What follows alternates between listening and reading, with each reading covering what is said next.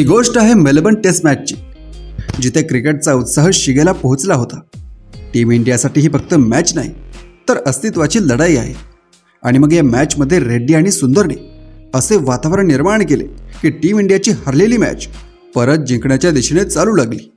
मॅचमध्ये काय झालं हे पाहण्याअगोदर आपण जर चॅनलवर नवीन असाल तर आत्ताच आपल्या चॅनलला सबस्क्राईब करा आणि आपल्या मराठी भावाला सपोर्ट करा.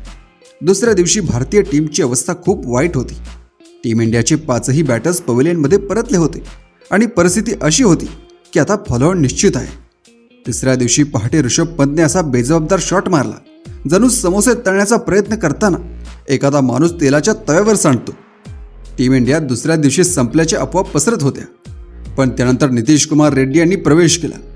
भव्वा माणूस अशा पद्धतीने खेळला की ऑस्ट्रेलियन प्लेयर्सला तो माणूस नसून धोनीचा सेम टू सेम वाटत होता.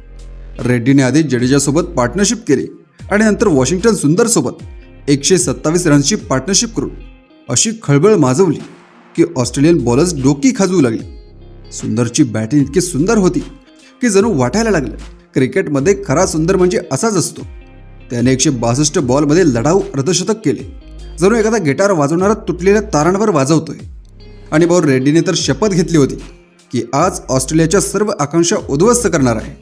कालपर्यंत सिंहासारखा खेळणारा ऑस्ट्रेलियन संघ तिसऱ्या दिवशी झोपेची गोळी घेतल्यासारखा दिसत होता.